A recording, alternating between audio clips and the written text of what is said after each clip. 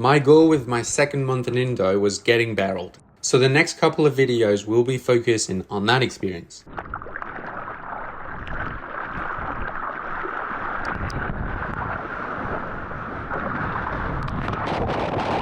This video will be a collage of two sessions, one in barely makeable tubes, and then the next in much bigger and more makeable conditions.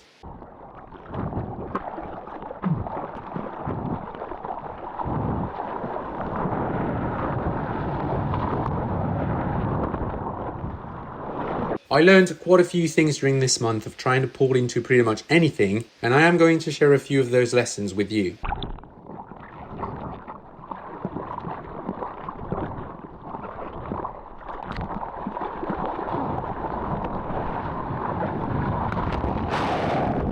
The first one is that when it comes to getting barreled, size really matters. And technically speaking, the bigger the tube, the easier it is to make it out of it.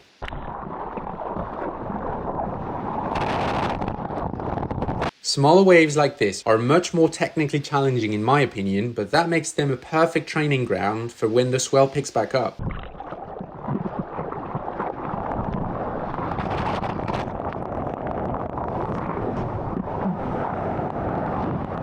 So with this first session, I knew I wasn't going to get the deep and wide barrel I was looking for, but at this point in my surfing, any head dip gets me excited, so I'm not too picky with the conditions.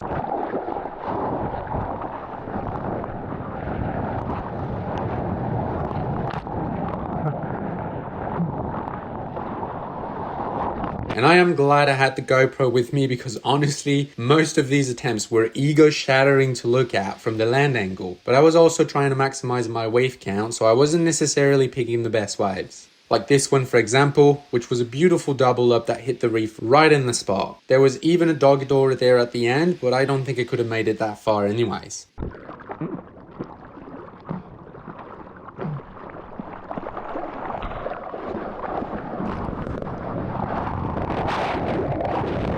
Now let's get critical. On this wave, I think I had a good start, but I was too low on the face and the lip hit me in the back and brought me to a complete stop.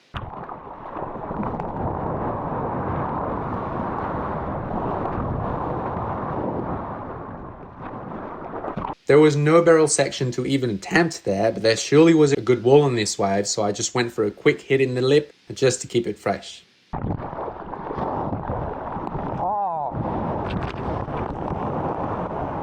This was my biggest wave of this session, and realistically, if I made that takeoff, even knifing right into the section, I think I would have still been a bit too far behind it.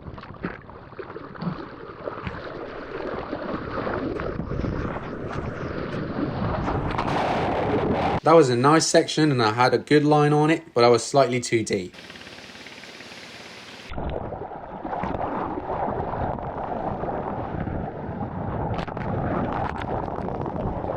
Not much to say about this wave, it was a closeout, but I am showing you every wave for transparency purposes.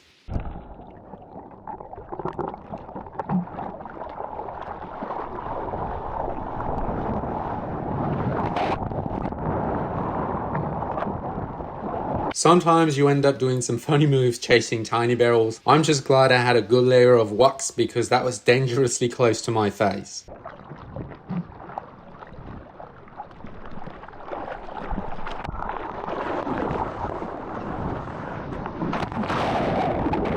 I took off right behind the section, did a small pump, set my line and tried to shoot through it.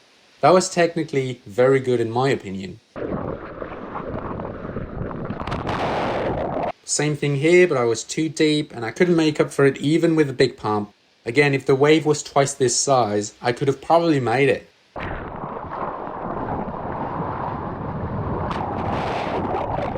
Once again, I was too low on the face and got clipped early on, and my shoulders were facing down the line, which is why I was so low on the face.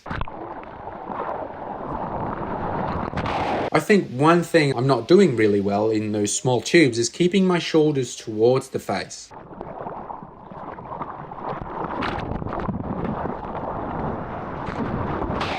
I feel like I'm either stalling and facing the wave or shooting through and facing down the line, but never somewhere in between where I should be.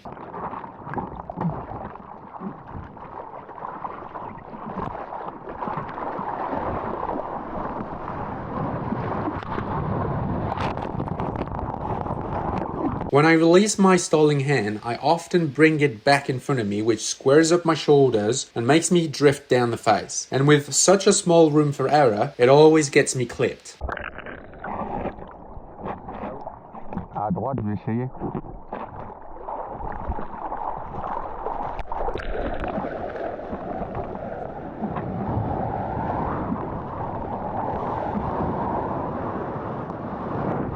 Alright, this is going to be the last wave of this first session. The swell was dying out and so was the slight offshore that was helping the wave to square up. So I threw in a small turn and I paddled in. Now let's move on to the second part of this video in some much better tubes. The swell was about twice as powerful that day and the wind was a bit stronger too, which really helped with slowing the section down and making it spacious enough to make it in and out of the tube. Needless to say, my hopes were high.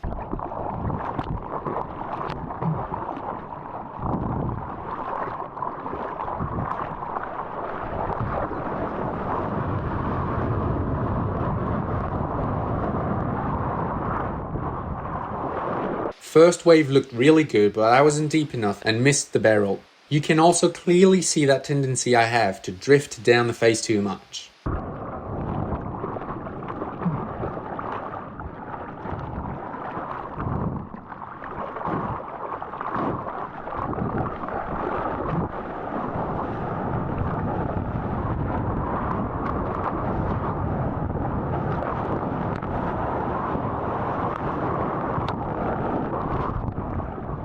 Second wave was not really interesting. It never really barreled. I tried to stay on it to see if that inside section would come through, but it didn't do it either.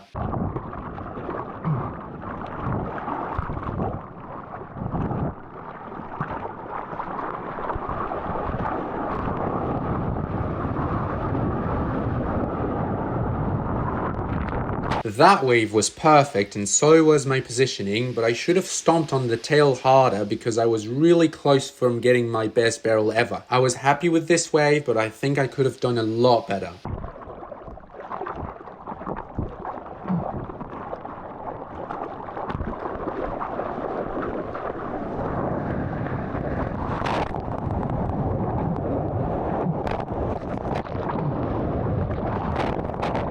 On this one, I think I stalled perfectly, but the section didn't really open up. I almost had the inside one, but that was out of frame, unfortunately. Oh, but you like that. Oh no, it's fine.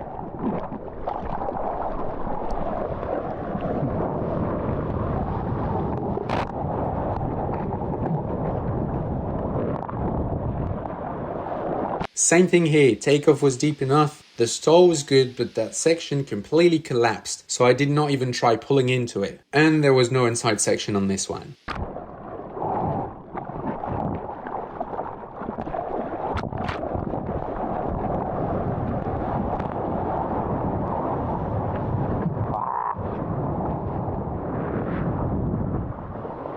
Third in a row now. For some reason that first section was just not doing it anymore, but that was about to change and the next wave was actually my best wave of this session.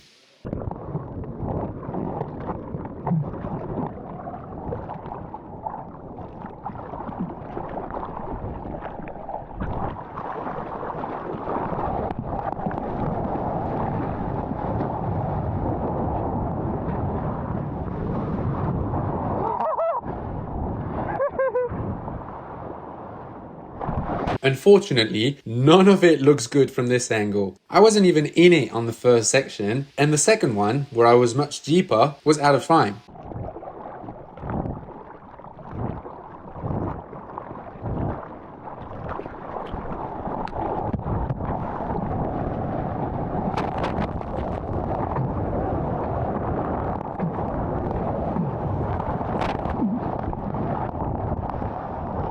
To be honest, I thought I was at least halfway in the tube on that previous bomb, because that's what my eyes saw in the moment. But the land shot was so deceiving that it made me realize just how deep you have to be for a barrel to look good on camera.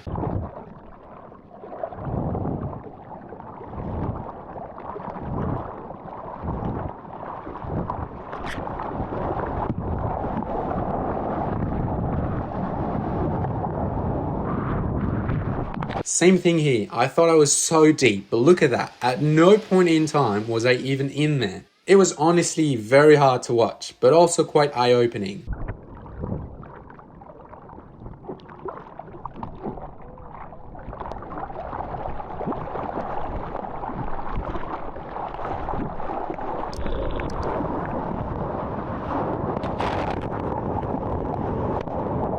So if you are watching this and are also chasing your first deep tube, let me tell you that if you are feeling confident on the wave, then there is no way that the footage will look remotely flattering.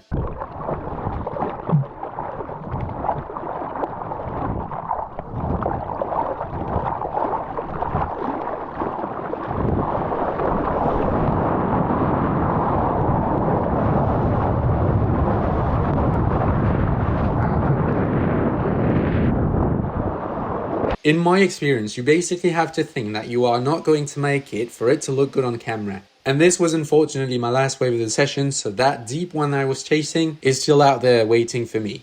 But I hope you find this video insightful nonetheless. This past year, I didn't really focus on getting barreled because in my opinion, getting tubed is a very specific skill that does not help you out much on the open face. I know a few guys who are excellent tube riders but struggle quite a bit when it comes to getting vertical. And I definitely feel like that month spent chasing tubes hasn't done much for me in terms of pushing my surfing to the next level. I would even say that I feel like I haven't progressed at all in my turns, but they do help you in pushing yourself to go and sit deeper, take later drops, and understand the rhythm of a wave. And besides, tubes are just that much more fun, so I'm glad I dedicated a few weeks to that specifically.